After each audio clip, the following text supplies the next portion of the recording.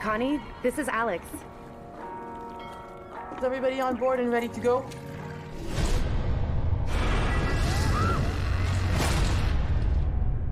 What in God's name is this? Something happened here.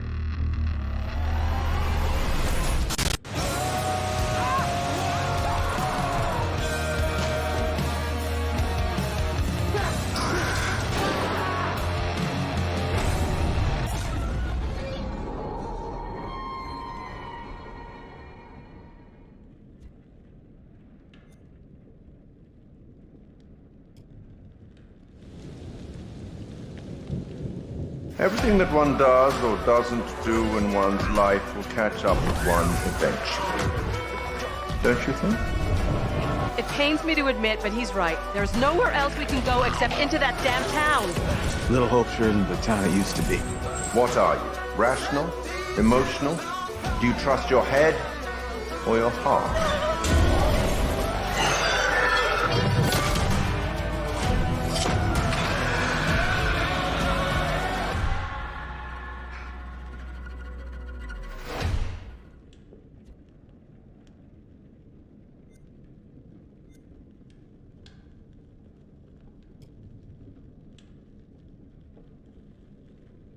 Peggy 18.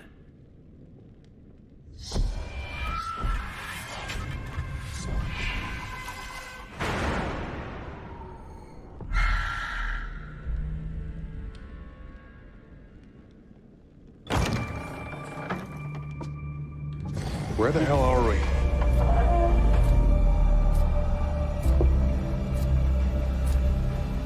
We need to get the fuck out of here. What the hell is that? We're trapped. What do we do? Is this a good idea? I don't see any other option. This has been weird every step of the way, and now it's getting scary. This is beyond messed up.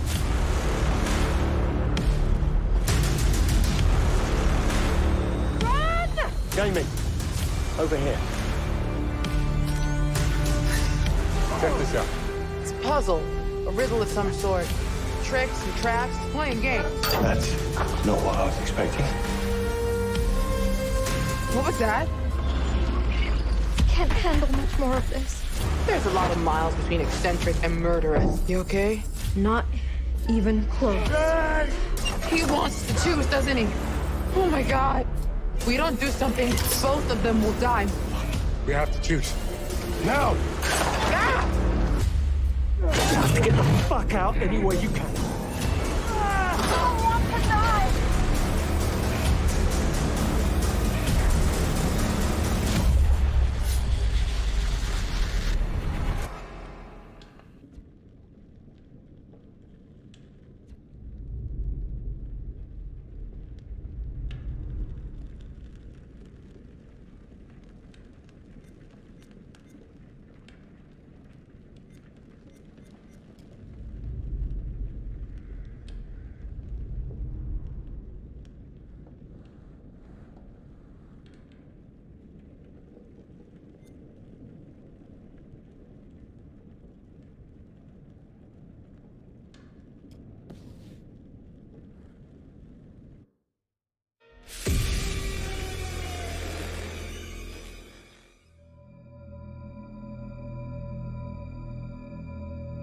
Torture chambers, secret passageways, vats of acid, and deadly vaults. In 1895, Chicago police unearthed horrific evidence of torture and multiple murders at the sprawling castle of H.H. Holmes. Masquerading under the guise of caring doctor, kind husband, and prominent businessman, H.H. Holmes was a contemporary monster, designing his buildings solely for the disposal of human bodies. Torture Doctor, Monster of 63rd Street. H.H. Holmes was America's first serial killer.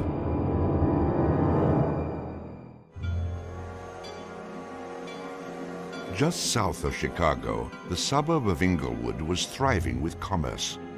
The train station itself had 9 leading lines of railway and over 100 trains stopping there every day. No other suburb of Chicago had this luxury. Dr. Henry Howard Holmes, a pleasure to meet you. Arriving in Chicago, Holmes finds work immediately at the E.S. Holton drugstore, located at the southeast corner of 63rd and Wallace in Englewood.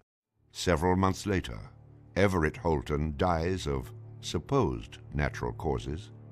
Then Claire Holton, his wife, disappears after selling the drugstore to Holmes. Owning the drugstore, Holmes had a steady flow of cash.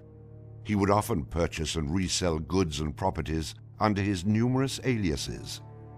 In addition to scamming creditors, Holmes obtained his funds from other phony inventions, such as a mineral water elixir, which in reality was obtained from the city's water supply. 1888, Holmes secures a lease on the vacant property across the street from the drugstore, the southwest corner of 63rd and Wallace. It is here that Holmes will make his horrific dreams come true. He will construct a building for which the entire world will remember him. Fantasies start very young, and so what he did then was he took a step furtherance of his fantasies to make it reality. And probably, if we had done a little bit of an investigation back then, we would have seen things like his plans, but not just plans for a building, because we'd expect to see architectural plans, but plans for his torture rooms. For the suburb of Englewood, the building Holmes is erecting at 63rd and Wallace is a massive construction project. Day after day, passers-by stop to gaze at the spectacle of the many laborers working together to create a magnificent new edifice in their neighborhood. Englewood residents were so impressed with the massive building that they named it the Castle. From its outward appearance, it seemed rather normal. But like the duality of Holmes, the exterior and interior of the building were extremely different. Holmes himself was the architect of the building. He was the only one who knew its design. There was this constant turnover of workers on the building. He would hire a mason to put in a wall and then fire the guy, or hire somebody to put in part of several very sinister reasons behind that. One was he managed not to pay a lot of these people because he was always claiming that they were doing incompetent work. But the other, much more insidious reason was that no one except him really had a clear idea of what the structure of the interior of the house was. He had a huge bank vault installed in one of the rooms. And the way he did it was he put the vault in first while the building was under construction, and then built the room around it. And he bought this thing on credit and then refused to pay for it. The bank company said they were going to repossess the vault. Holmes said, well, come on in and do, but if you damage my building in any way, I'm going to sue you for everything you're worth. The bottom floor of the castle housed a pharmacy, jewelry store, barber shop, restaurant, and a blacksmith shop. Behind this innocent facade was a Gothic house of horrors designed by the mind of a monster.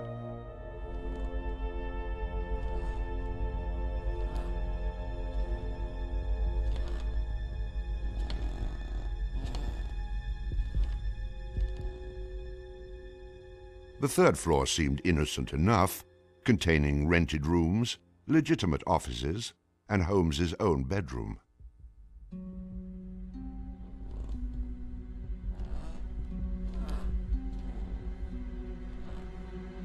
But it was the second floor that contained 35 rooms, many specifically designed as killing chambers.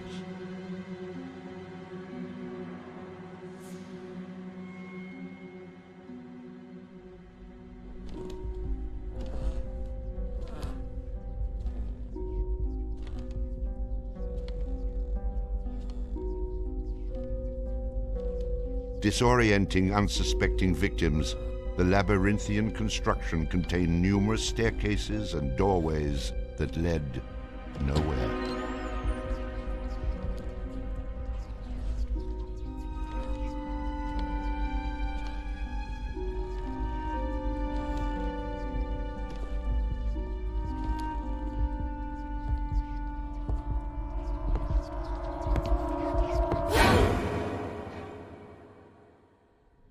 For a quick method of hiding a victim's body, a concealed greased chute and trapdoor led directly into the basement of the castle.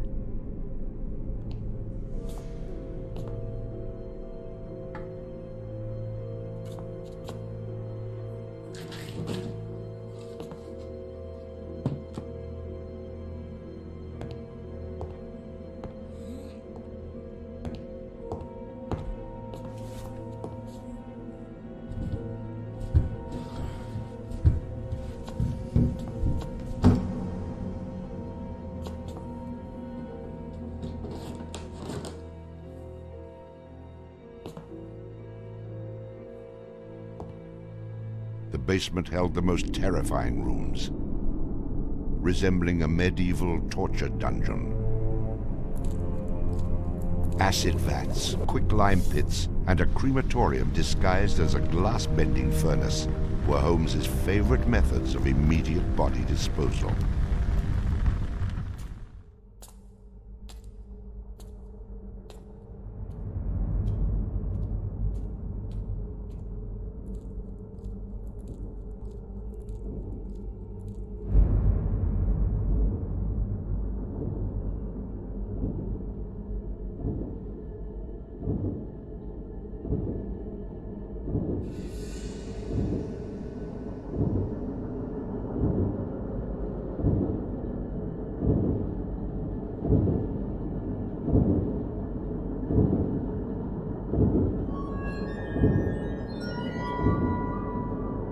After cleaning and mounting their bones, Holmes would profit from his victims by selling their skeletons to local medical schools and universities. Holmes would make a killing in Chicago, financially and literally.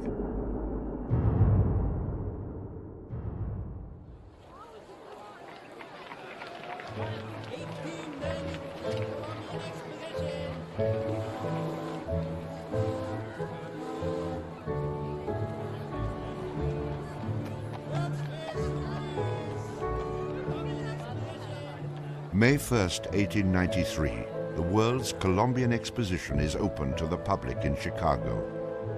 Spanning 600 acres, sprawled out along beautiful Lake Michigan, the magnificent fair is a monumental sight to behold.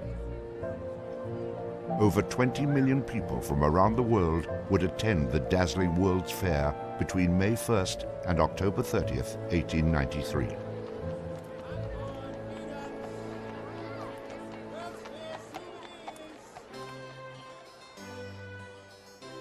Holmes utilizes the World's Fair as the perfect opportunity to capitalize on his demented design of the castle. Located only a few miles from the World's Fair, Holmes's castle was perfect lodging for tourists. Holmes decides to rent rooms to visitors of the fair.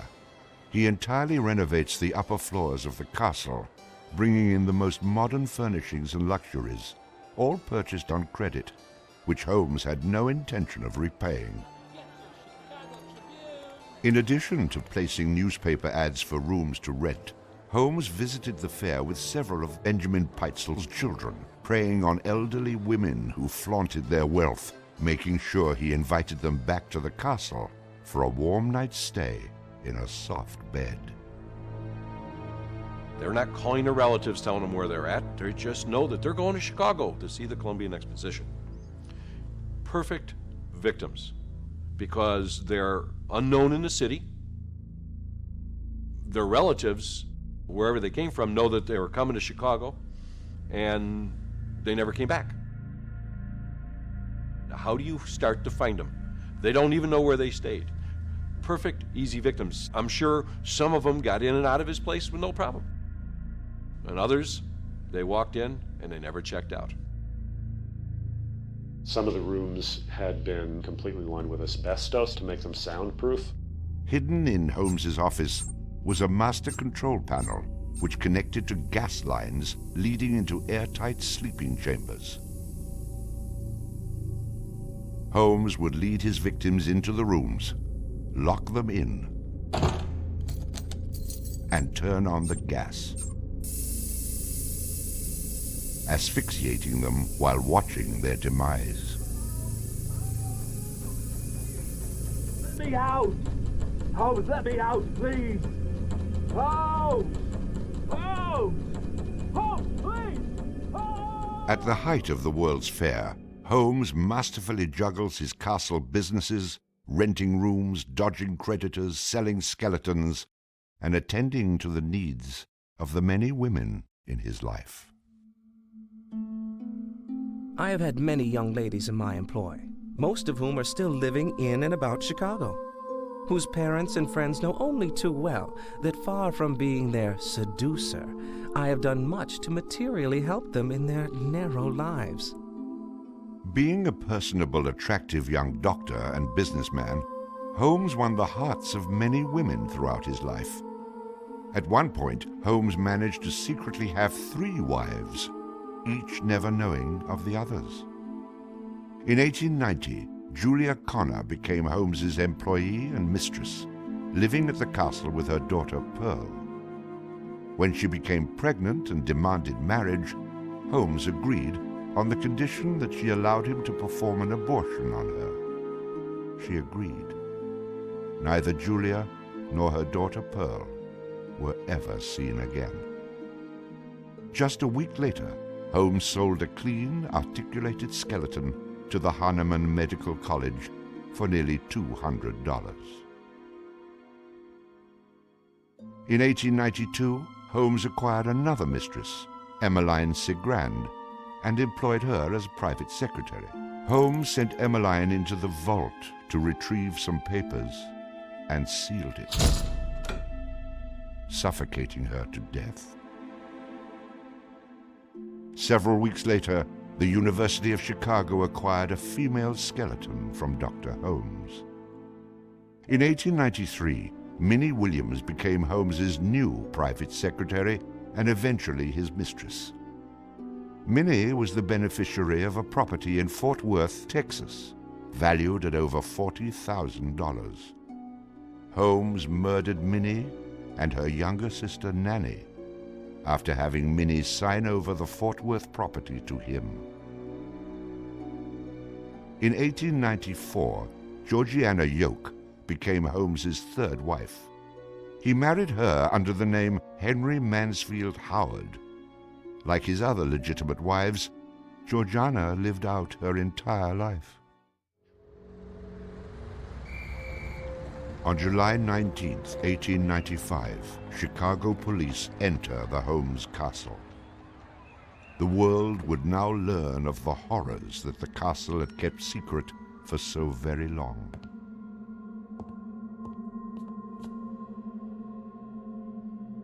As disoriented detectives and police searched the upper floors of the castle, the true depths of Holmes's evil were waiting in the basement.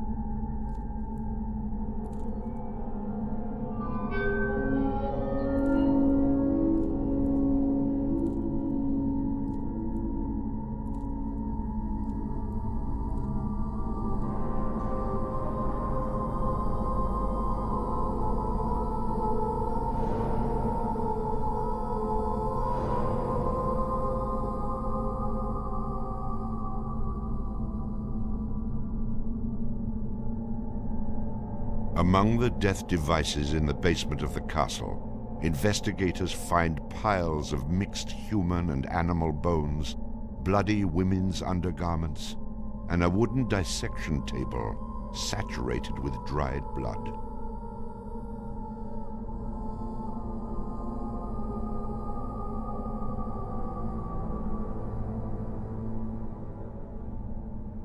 Chicago police were inundated with names of people reported missing from the World's Fair. 50 missing people were eventually traced to the Castle of Horrors. The evidence, blood and bones found in the basement posed a problem for 19th century criminal investigative techniques. It was very difficult to go and identify even the bones as being human in origin, because with the very small fragments you didn't have enough of the identifying characteristics to be able to make that ID.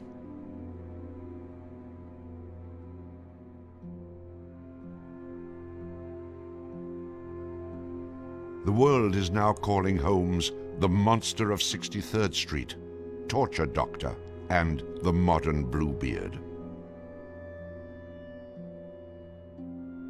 Overnight, Holmes transforms from arch-swindler to arch-fiend. A Chicago journalist calls Holmes a multi-murderer. The Holmes case generated this incredible amount of national attention and really international attention. Really in his own time and in America, Holmes was much more notorious and more widely known than Jack the Ripper, who was a contemporary of his. Then as now, people were very, very fascinated to sort of visit the sites of these terrible crimes, and his castle became a kind of tourist site. And there were various people who wanted to take it over and turn it into a kind of murder museum. And then, just before some impresario was about to make it again into this tourist attraction, it burnt down. Somebody burnt it down. I mean, it could have been, who knows, some outraged citizen who didn't want this to become some very morbid tourist attraction.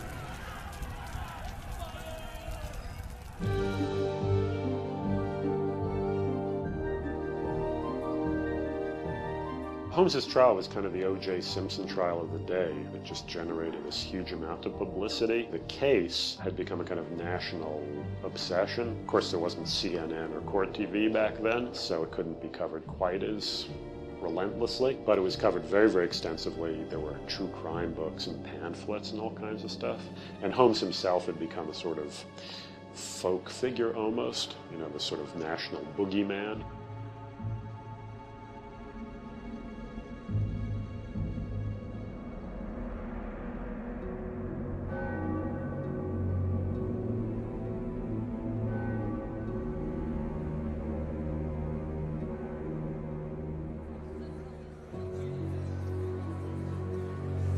The courtroom fills for the final verdict to be read.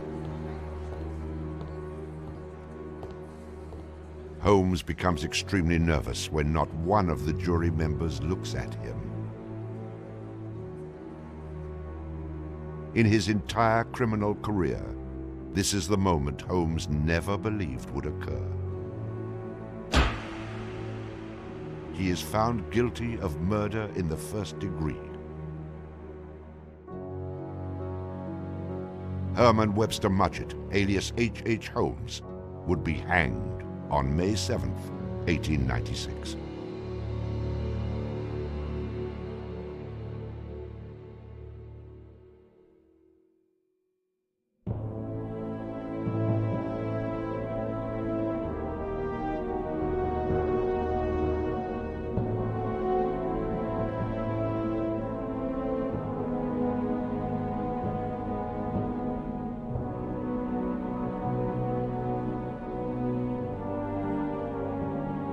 While Holmes was in jail, awaiting the execution of the sentence, he was made an offer by William Randolph Hearst, supposedly for a significant amount of money, to provide his confessions. Holmes, who had already issued at a half a dozen completely self-contradictory versions of his crimes, clearly at this point felt he had nothing to lose. He was going to die anyway.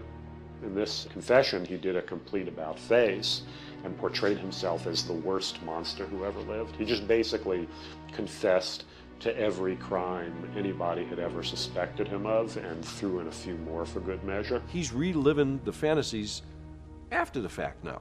He's reliving the fantasies of things that he did. She was very willing to do this and prepared to leave the vault upon completing the letter, only to learn that the door would never again be opened until she had ceased to suffer the tortures of a slow and lingering death. The partial excavation in the walls of this room found by the police was caused by Latimer's endeavoring to escape by tearing away the solid brick and mortar with his unaided fingers. I closed the door and turned on both the oil and steam to their full extent. In a short time, not even the bones of my victim remained. It was the footprint of Nanny Williams that was found upon the painted surface of the vault door, made during her violent struggles before death. Only one difficulty presented itself. It was necessary for me to kill him in such a manner that no struggle or movement of his body should occur. I overcame this difficulty by first binding him hand and foot, and having done this, I proceeded to burn him alive by saturating his clothing and his face with benzene and igniting it with a match. As soon as he had ceased to breathe, I cut his body into pieces, and by the combined use of gas and corn cobs, proceeded to burn it with as little feeling as though it had been some inanimate object. I immediately took them to the Vincent Street house and compelled them to get within the large trunk, through the cover of which I had made a small opening and ended their lives by connecting the gas with the trunk. Then came the opening of the trunk and the viewing of their little blackened and distorted faces. Then the digging of their shallow graves in the basement of the house. The ruthless stripping off of their clothing and the burial without a particle of covering save the cold earth.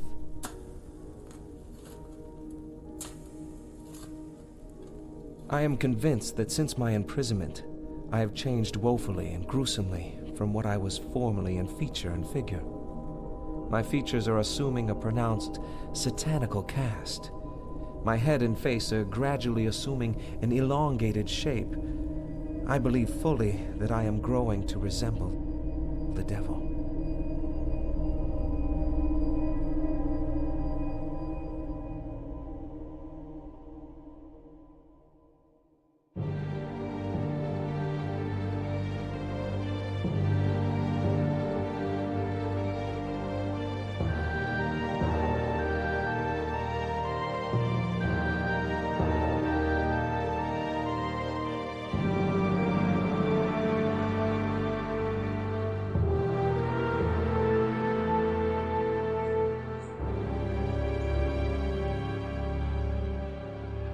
On the gallows, just before he died, he recanted.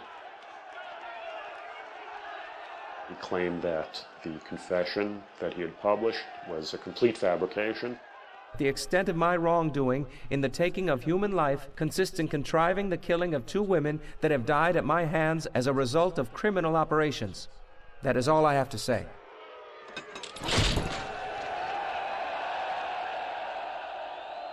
H.H. Holmes is hanged on Thursday, May 7th, 1896, just 9 days before his 35th birthday. At 10:25 a.m., he is pronounced dead. He was very concerned that after his execution, his body would be dug up either by medical men seeking to dissect his brain and find out what made him tick, or just ghoulish sort of, souvenir hunters. And he requested that he be buried within a big slab of concrete, which he actually was. One of the things about Holmes is that nobody knows for sure how many people he actually killed.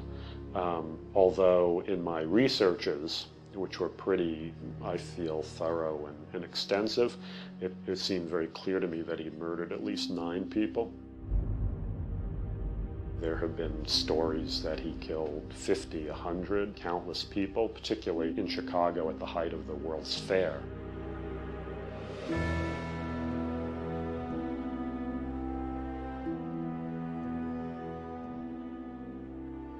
How many people did Holmes actually murder?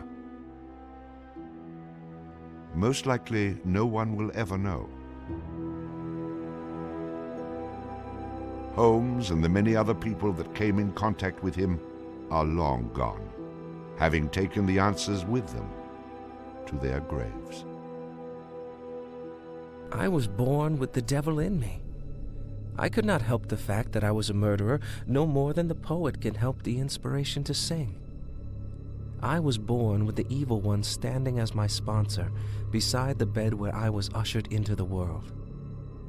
And he has been with me since.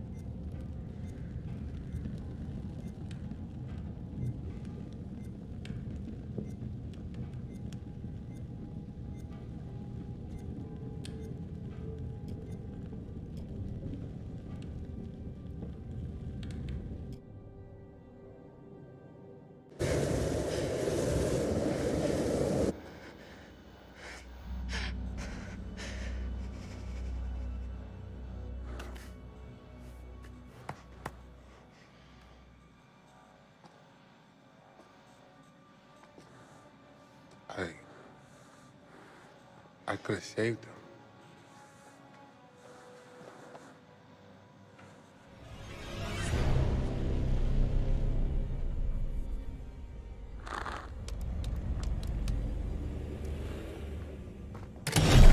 What? What the fuck? Wait, you hear that? Yeah. From down there. What if it's Aaron? No way. Damn it. It's another trap. It's the only way out of here. So we're going to find out.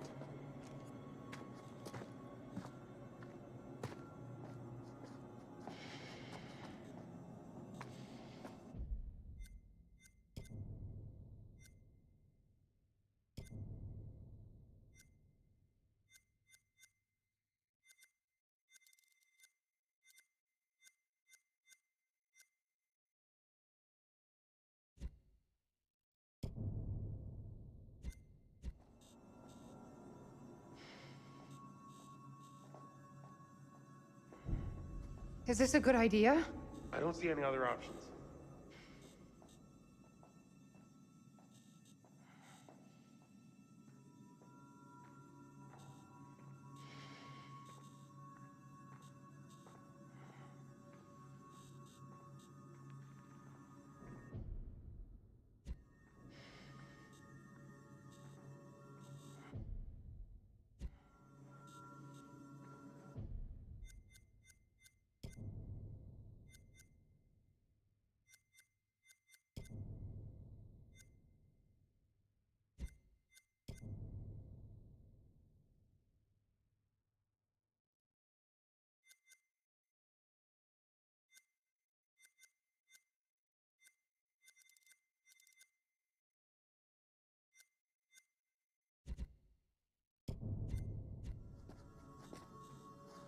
Where the hell are we?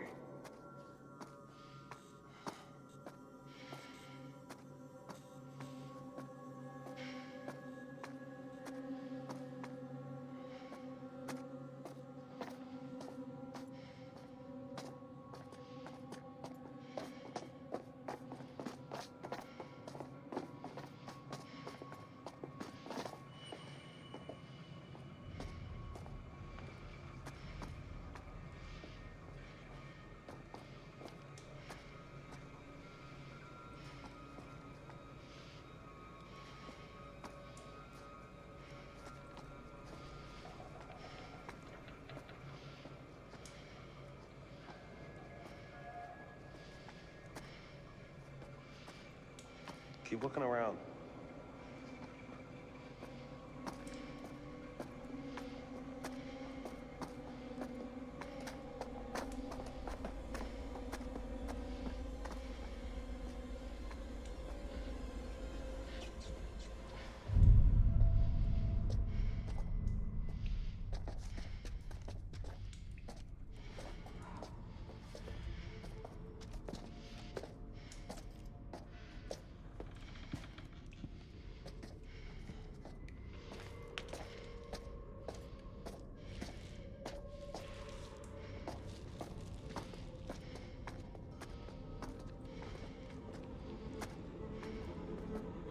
There must be something useful around here.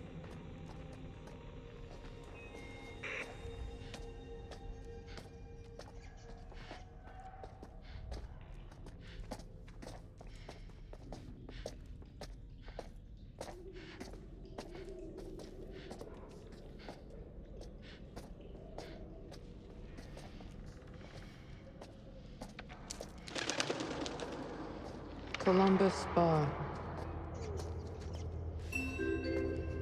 This is Laura at reception. What the hell? The Columbus Spa is now open for guests. We treat each and every one of our guests like a real work of art. Son of a bitch. He's watching us.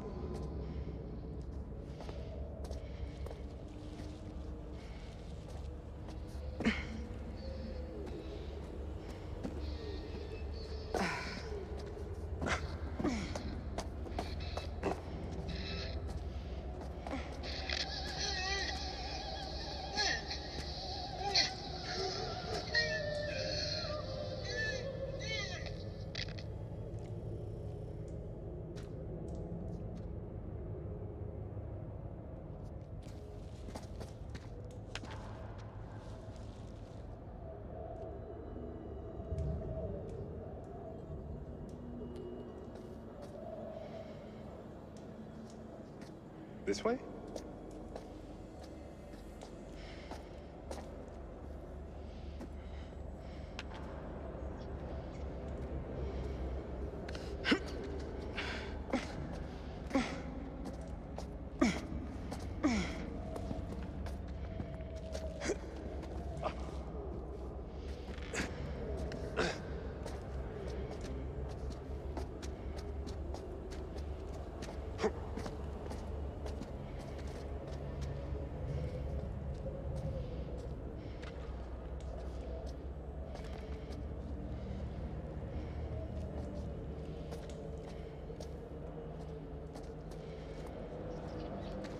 No point just standing around.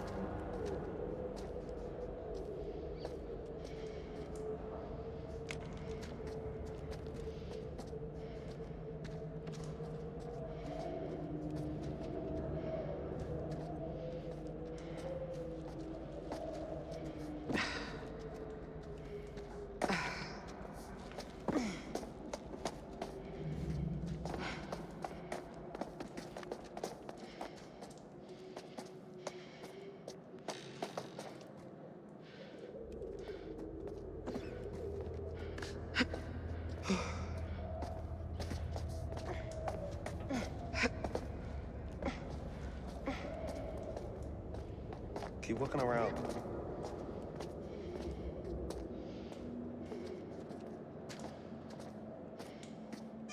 Ah! Jesus!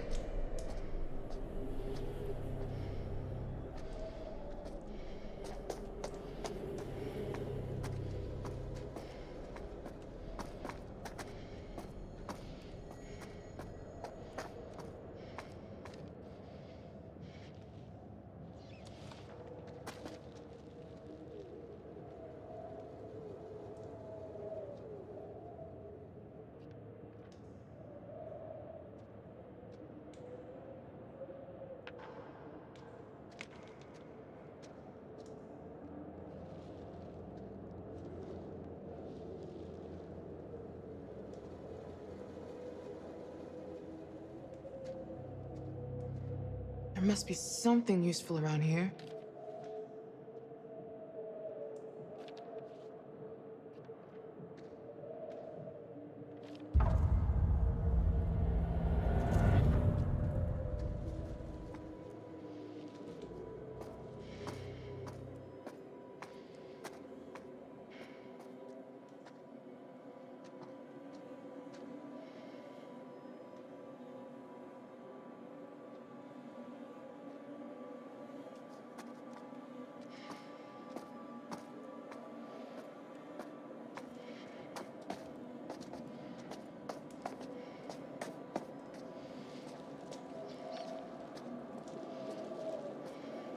This way?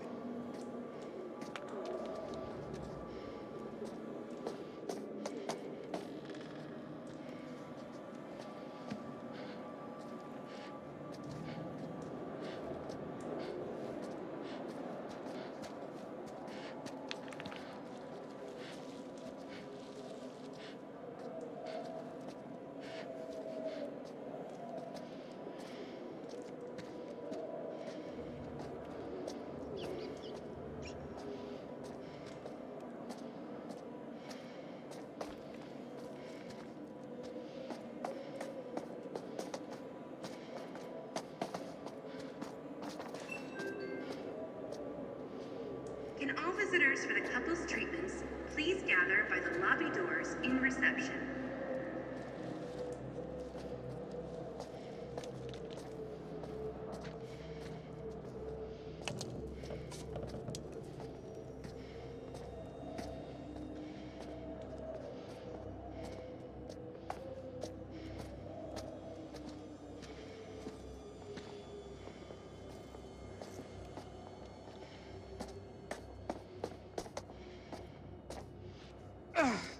Worth a try? I'll see if I can get this open. You guys keep looking for another way out.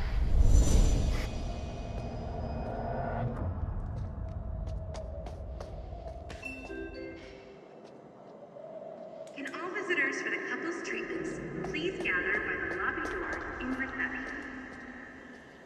Mark, give me a hand. I think we can bust through this thing. 3, 2, 1, go!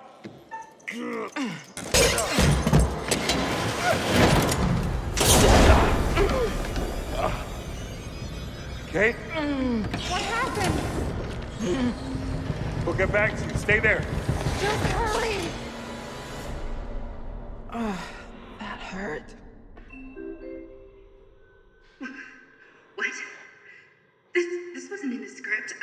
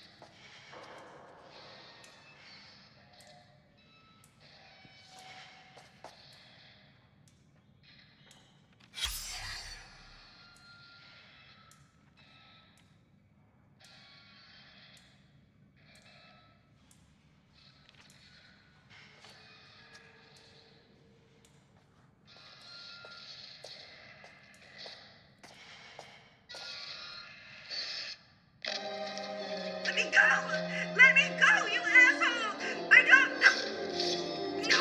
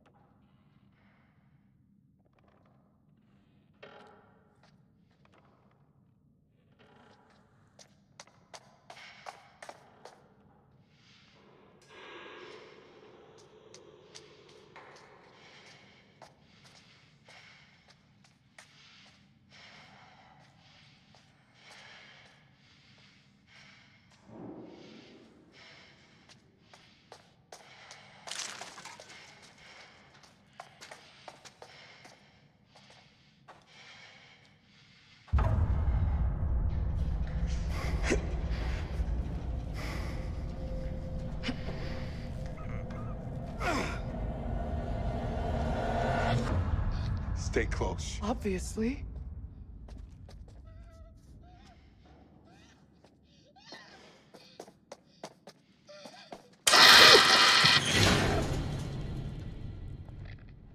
What the fuck just happened?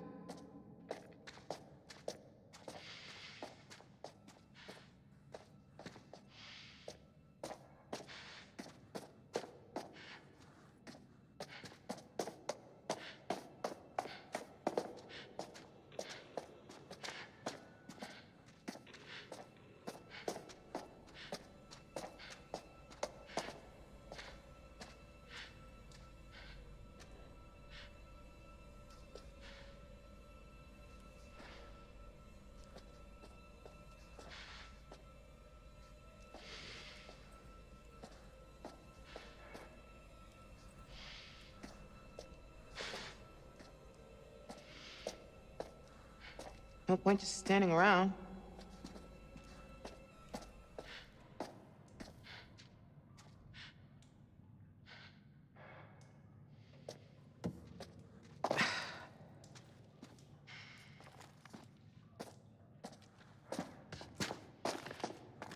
There's gotta be a way through.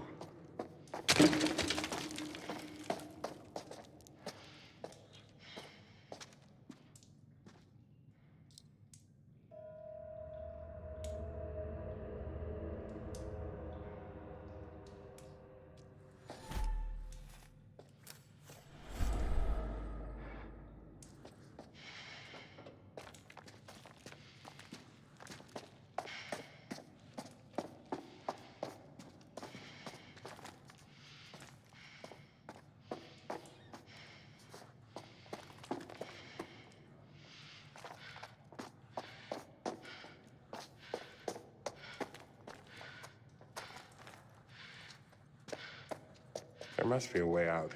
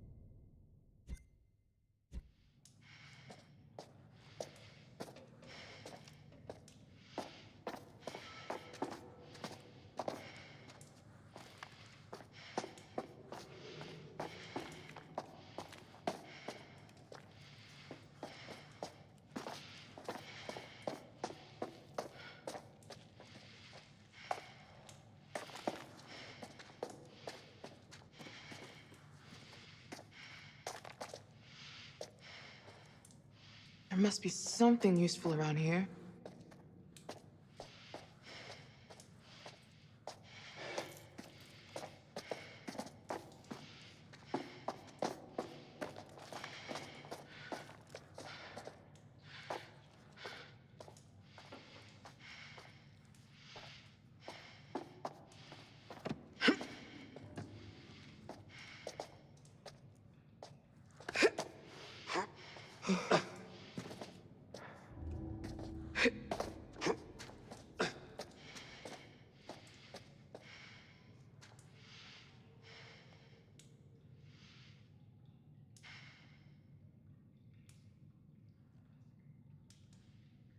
Keep looking around.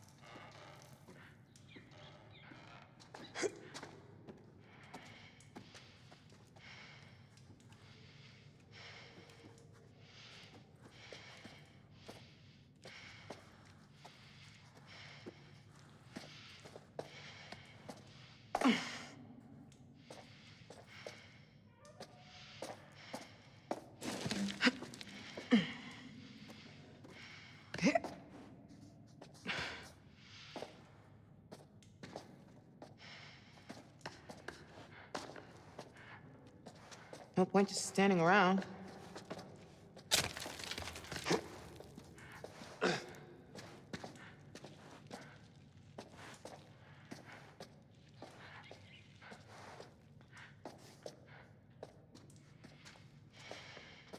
Mark, give me a hand moving this shit.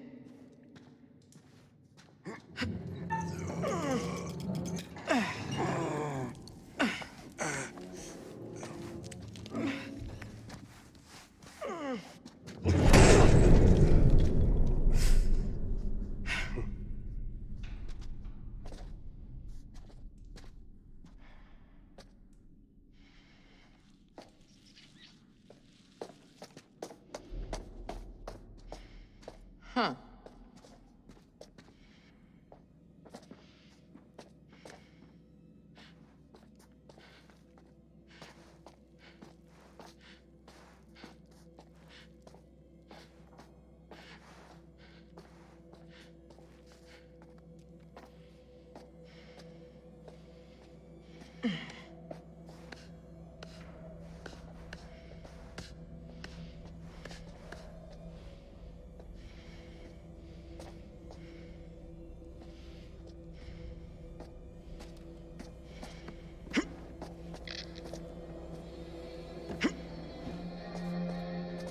Shut up! No! Monica! No! Stop! Please, shut up!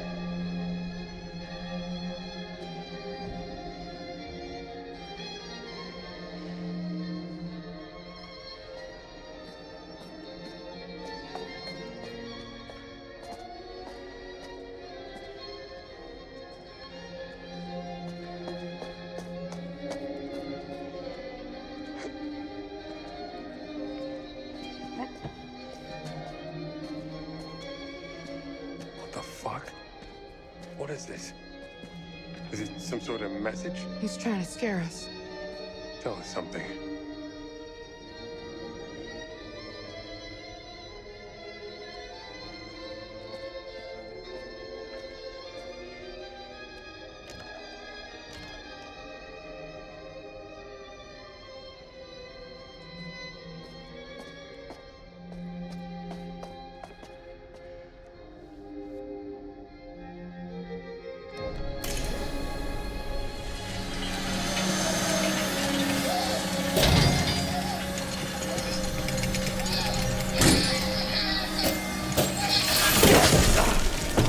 Shit!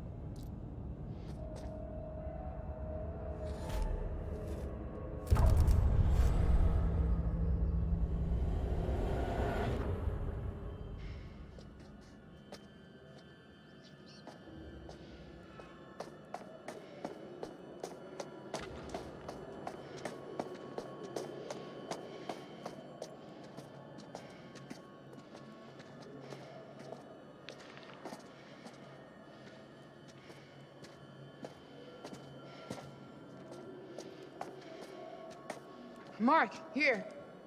Let's move the desk. Hello? Mark? Jamie? Here. Kate, We're okay. we're okay. Thank God.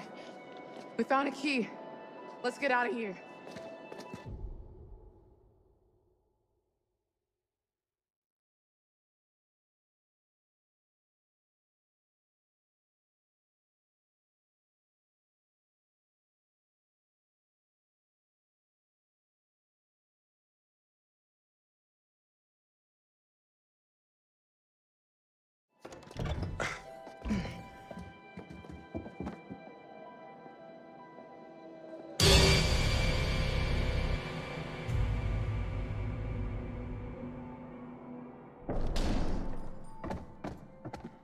Hear that?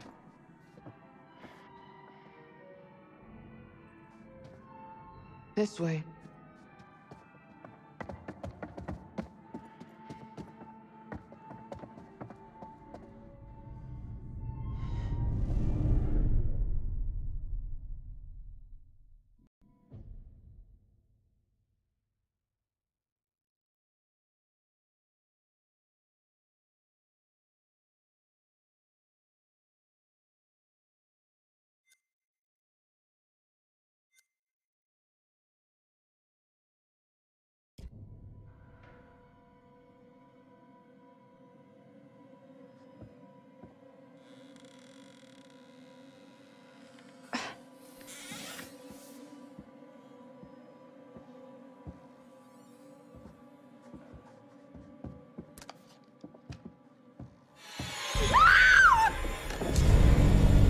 Get away from me!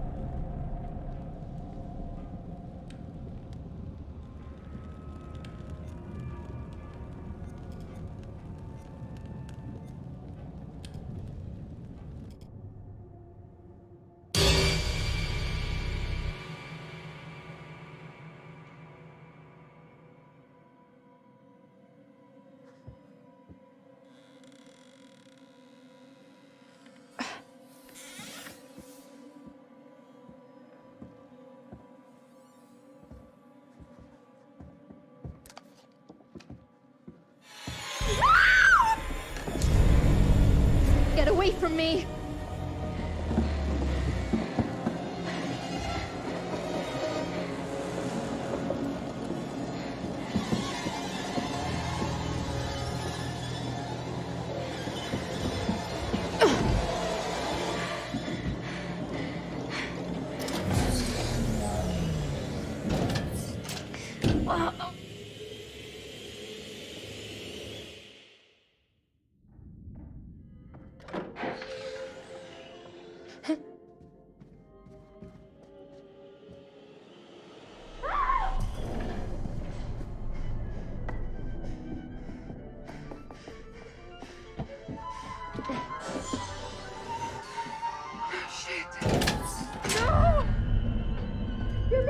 fuck out of here! Kate!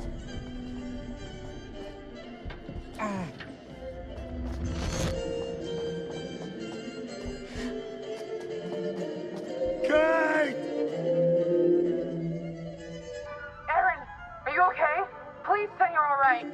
Get me out of here! Hurry up! It's another trap!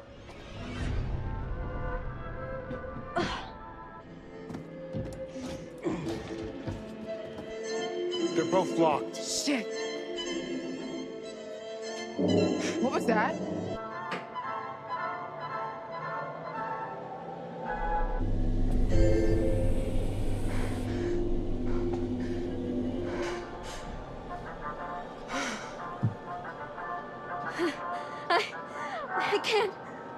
I can't breathe.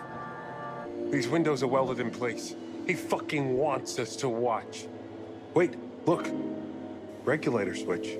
Will that give the mayor? No, not both of them. It's sucking out all the air. Whoever we point this lever at is gonna die. What? Do something! He wants to choose, doesn't he? Oh my God. I can't. If we don't do something, both of them will die, Mark. Jamie, please. I don't want to die. I don't want to die. Please help me. We have to choose. Now!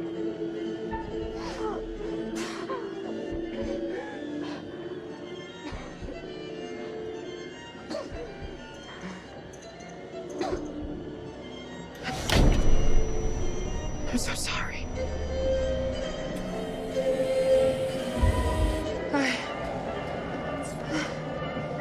Thank God.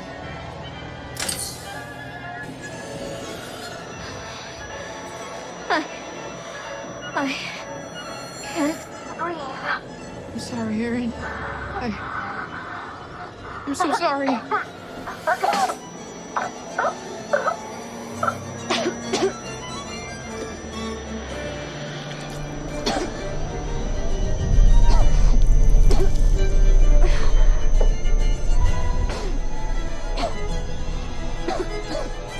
Erin, no!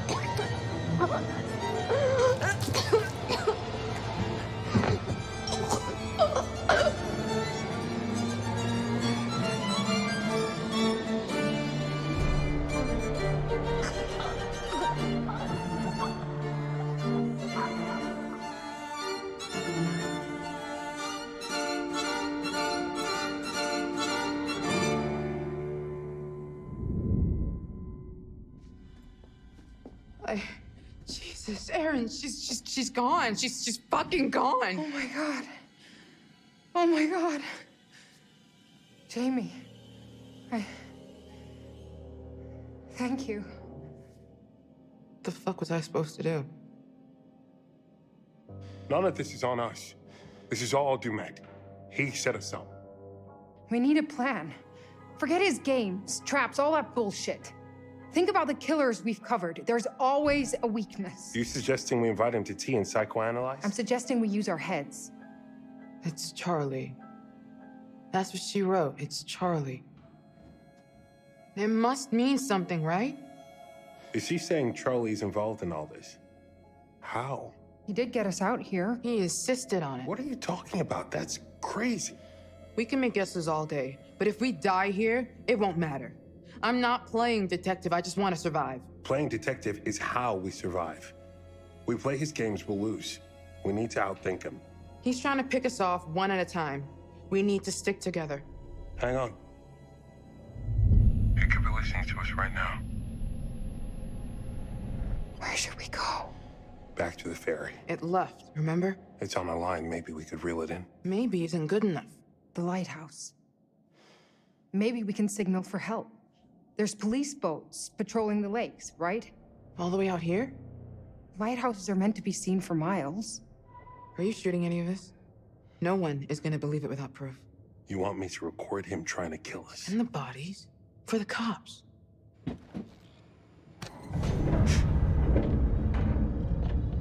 Hear that?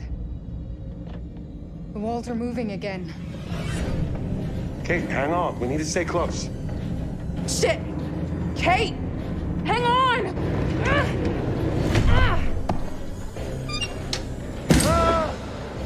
Mark!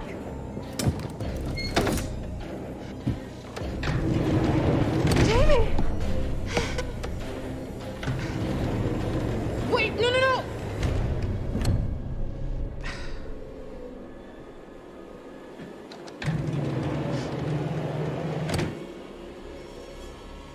Fuck.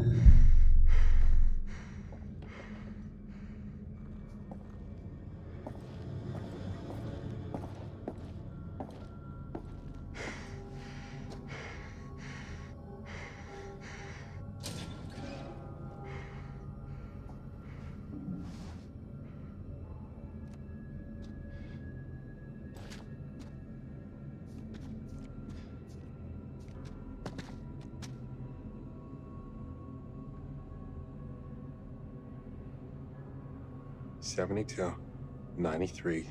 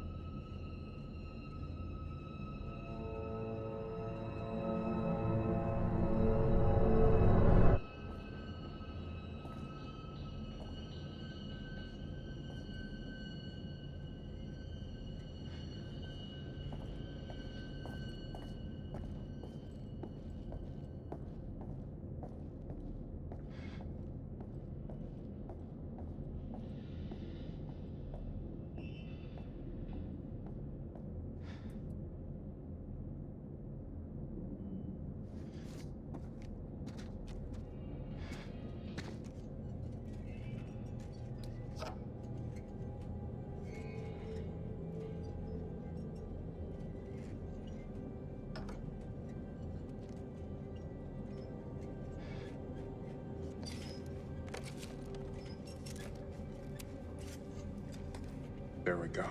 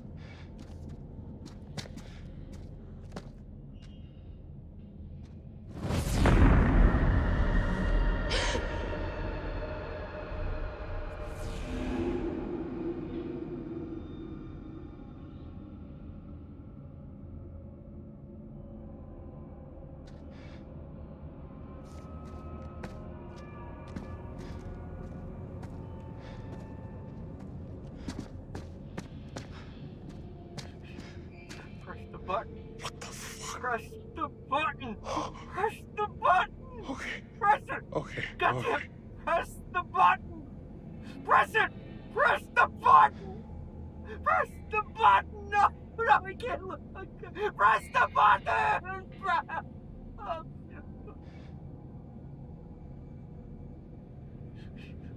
Press the button. Press the button. Press the button. Press it. Goddamn. Press the button. Press it. Press the button. Press the button.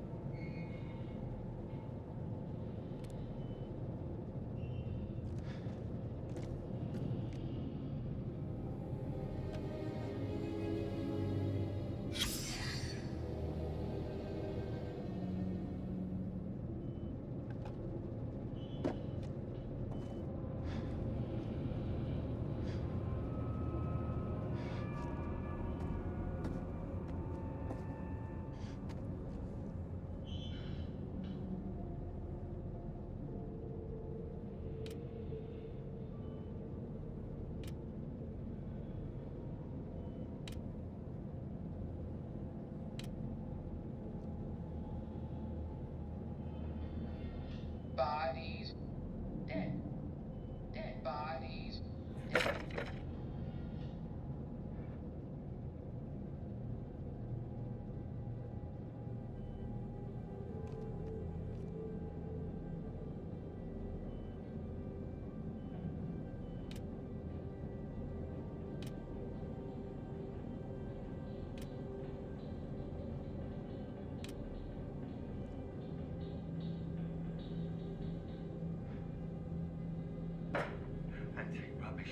Give them to me!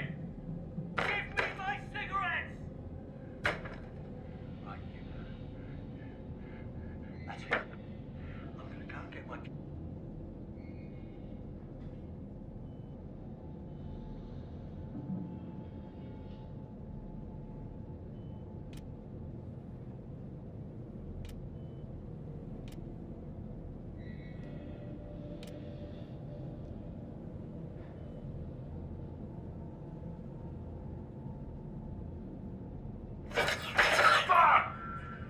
You okay? No!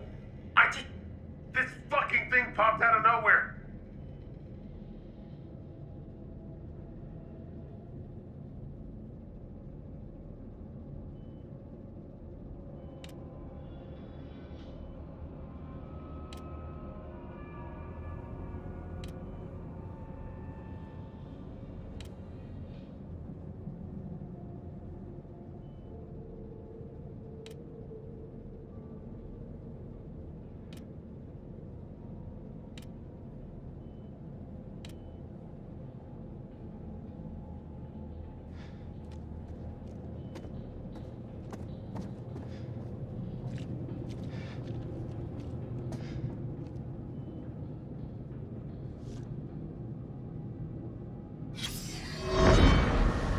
Psychological assessment conducted by Dr. Isabella Garcia.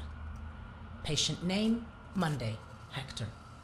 Behavioral observation. Hector arrived at our scheduled appointment 24 minutes late. Once we sat down and began the session, he struggled to maintain eye contact. He found it difficult to articulate his feelings and was terse and guarded throughout. Hector has been working long hours and, as a result, isn't sleeping well. Hector spoke about his recently deceased mother and displayed evidence that he hasn't yet fully come to terms with her death. I strongly recommended a course of antidepressants, But he is resistant to this idea, believing that it would have a detrimental effect on his capability with regards to his current investigation. Hector describes his work in immaculate detail, and contrary to earlier in the session, his thought content is both coherent and logical. He is displaying an unhealthy obsession with his work, but his recent bereavement may be the underlying issue.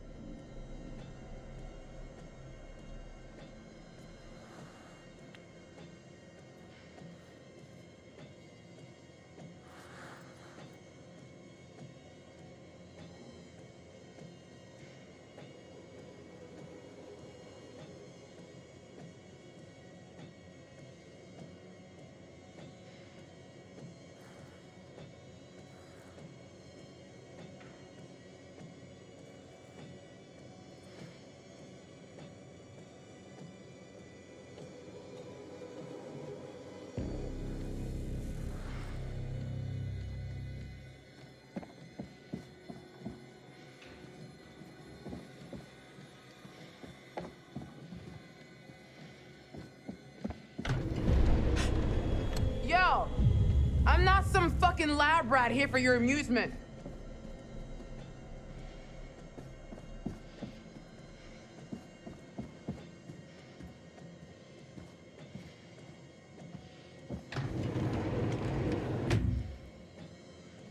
So now what?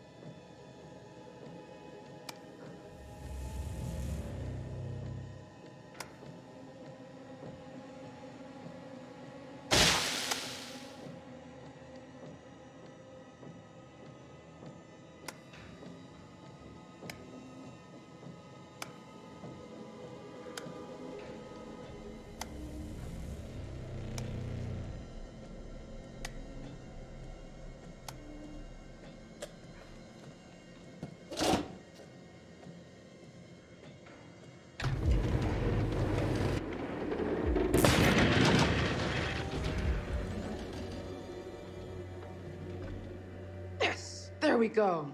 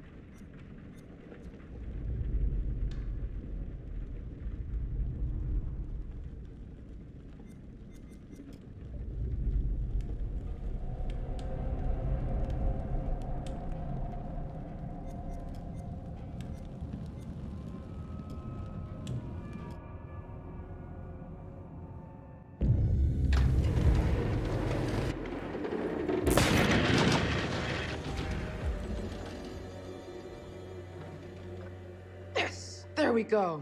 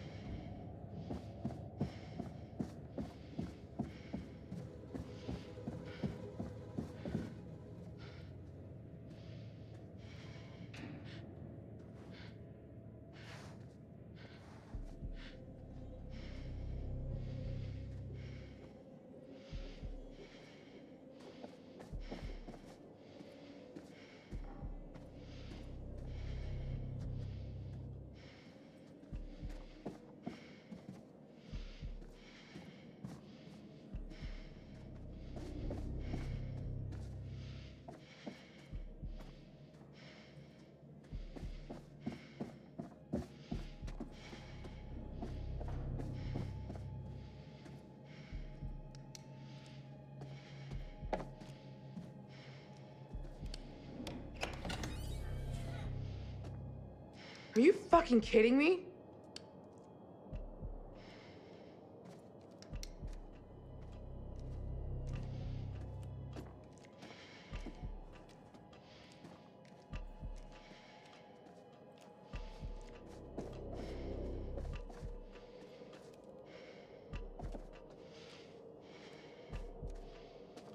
What the hell?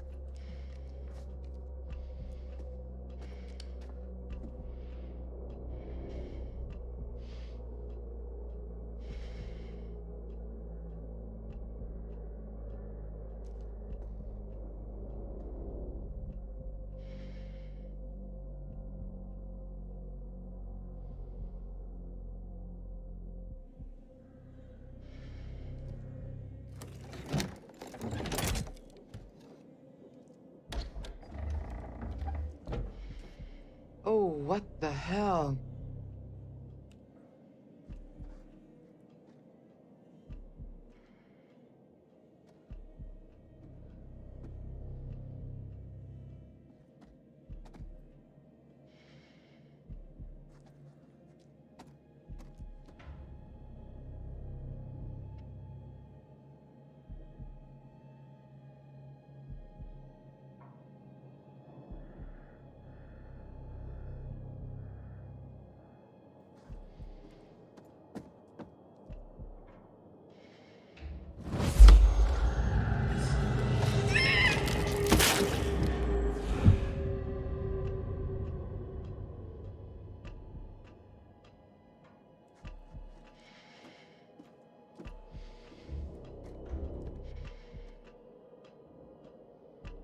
Mark!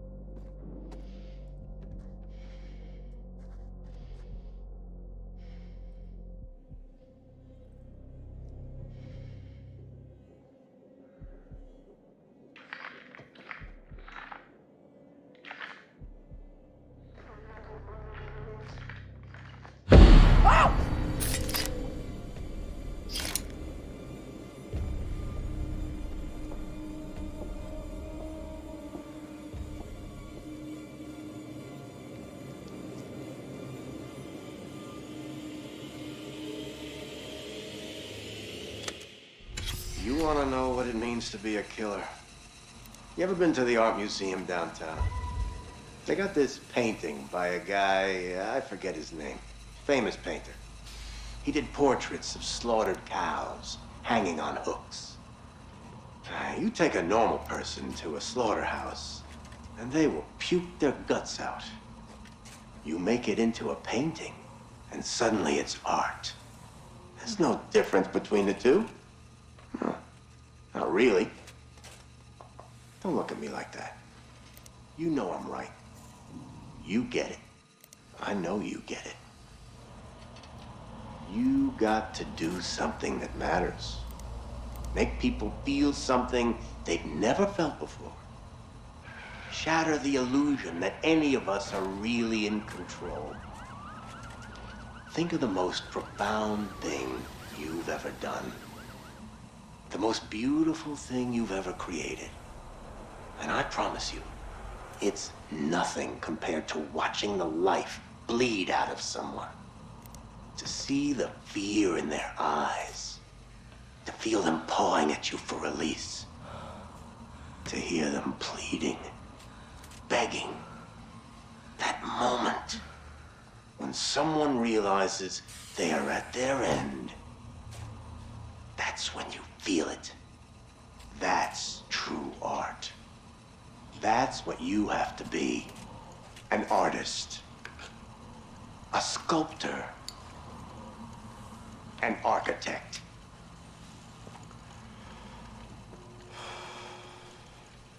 I see the gleam in your eye, Agent Monday. You're not fooling me.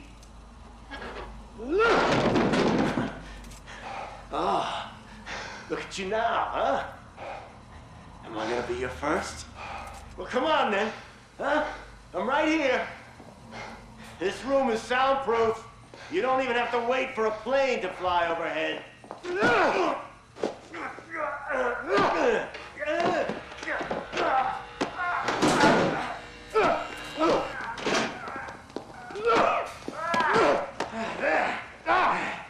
There you are. I see you now. Oh, not bad. Not bad at all. Bare hands can feel good, huh? But the blade makes for such a prettier picture. You've got potential, Agent Monday. If you truly want to be an artist.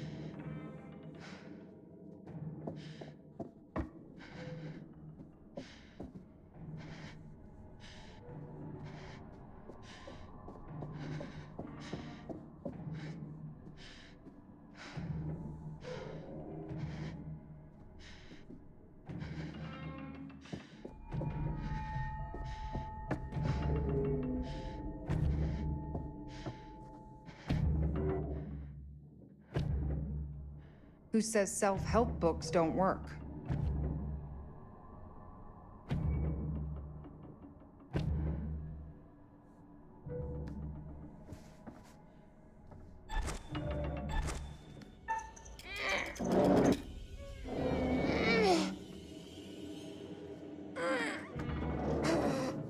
Come on.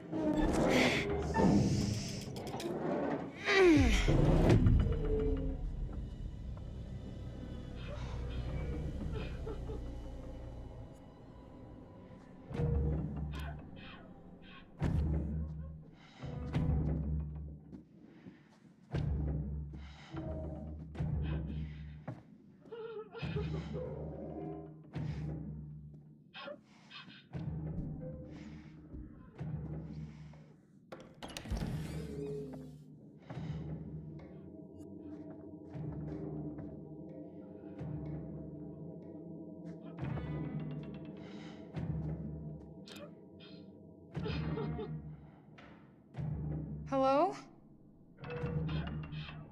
Can you hear me?